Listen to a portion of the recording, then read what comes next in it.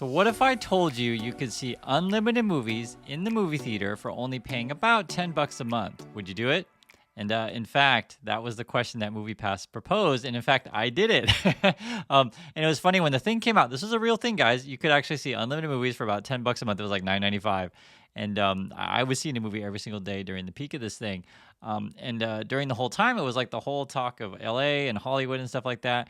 And I think it might have been only in a few markets. So maybe not everyone had a chance to do this thing. But, when you did it, it was like, how the heck are these people making money? The basic gist was that, hey, we're collecting user data, while we're essentially doing this promotional thing, $10 a month.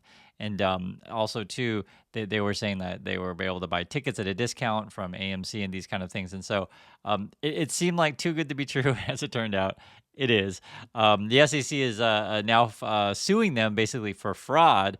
And I want to go through the lawsuit with you because I think it's always great to read this stuff and sort of know how cheaters work and how this kind of thing works, because it'll apply to other companies. And you're like, okay, I've seen this before.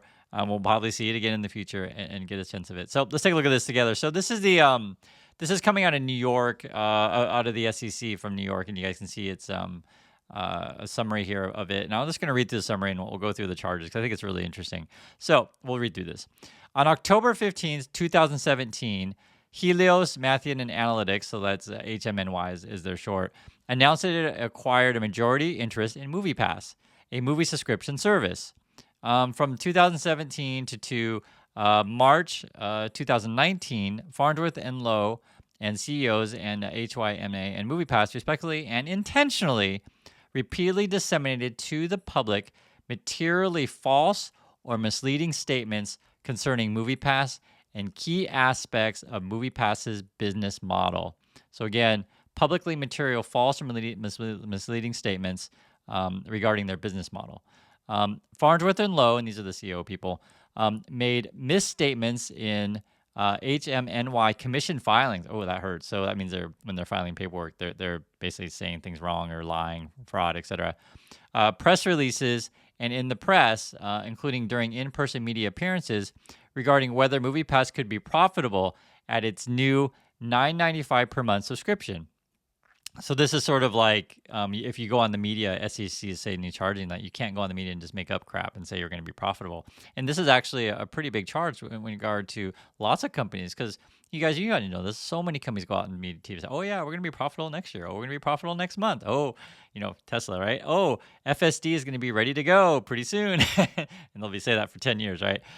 This is pretty interesting, okay? So they're hitting them on, you guys have been making claims about profitability. Also, too, is MoviePass.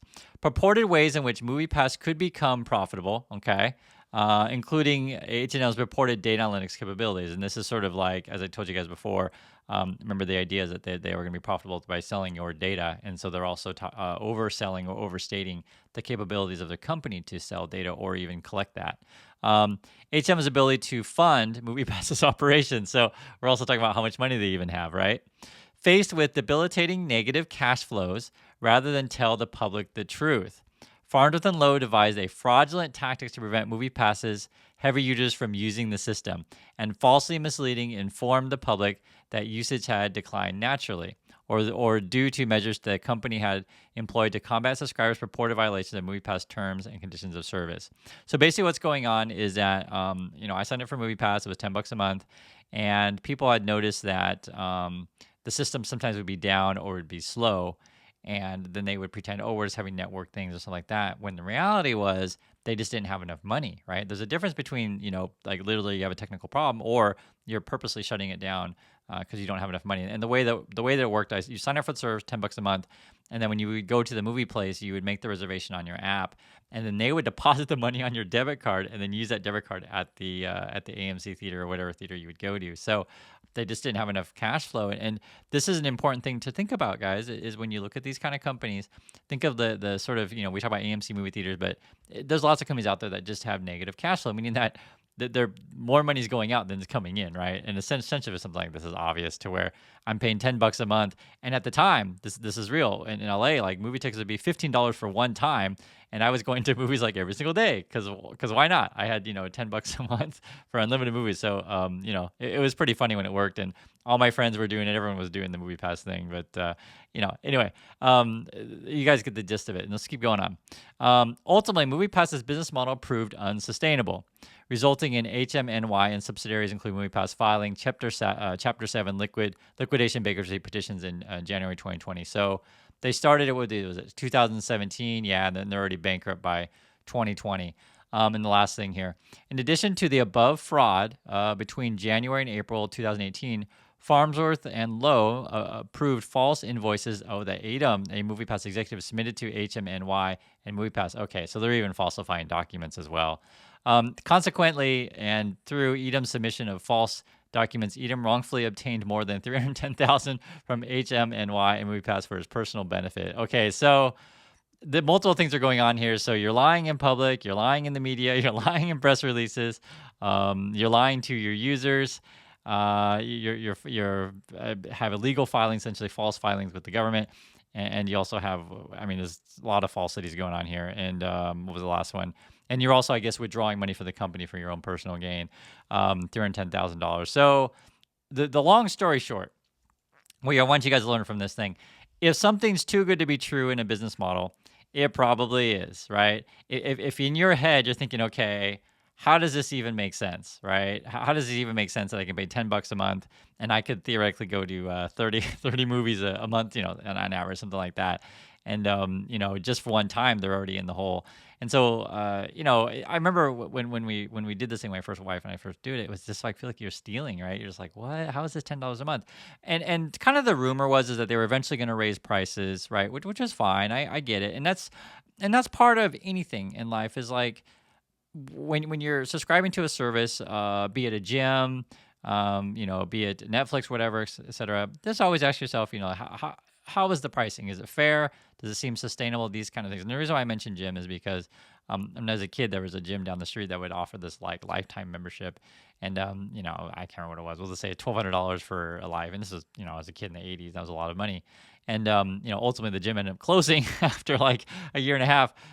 Point being is, before you sign up for any lifetime membership, and this is for any company out there, do consider that it may go under. So, lifetime isn't necessarily lifetime if the company goes bankrupt. The same with the MoviePass kind of thing. Now, at the time, I don't remember if they were selling lifetime memberships or not, because they could have roped a lot of people in with that. And that is a real thing with these kind of companies, where they try to grab a bunch of money, as quickly as they can from you and say, oh, we're going to be around forever, and things fail. And I think this is another good example for those you don't know. And like I said, we talk about AMC movie theaters a lot. People don't know. There's a lot of slimy people in the entertainment business. You really don't know. And they'll lie to your face, as showed, by the SEC. They'll lie on TV. They'll lie in court documents. They'll even lie to their business partners. This is a real thing. And so, one, it's entertaining to look at this stuff. And two, it's just a good life lesson about always be careful out there. Or from a consumer point of view, if they ever offer some crazy thing and it's like $10, take the offer and use it up as much as you can before it goes away. However, to be fair, right? Be careful, because sometimes, and I'm just also to be fair, like sometimes it's really shady things. I don't want to give my credit card number to like really shady things, and then to keep yourself safe. And this is sort of where I'm kind of pro PayPal in that way. I think that's a good way to protect yourself. And you guys might have other ways. Also too, you can just call up your credit card company and say, hey, I dealt with a fraudulent company. Please refund me. And usually credit card companies are pretty good about that. So anyway, love to hear your thoughts on this thing. Did you guys use MoviePass? Do you remember when this thing came out back in 2017? And do you think this will ever be sustainable anywhere?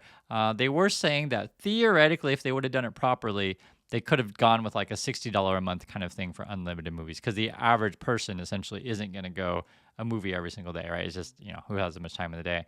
But that is a thing. So thanks again for watching, everyone. Love to hear your thoughts on this one, and I'll catch you next video.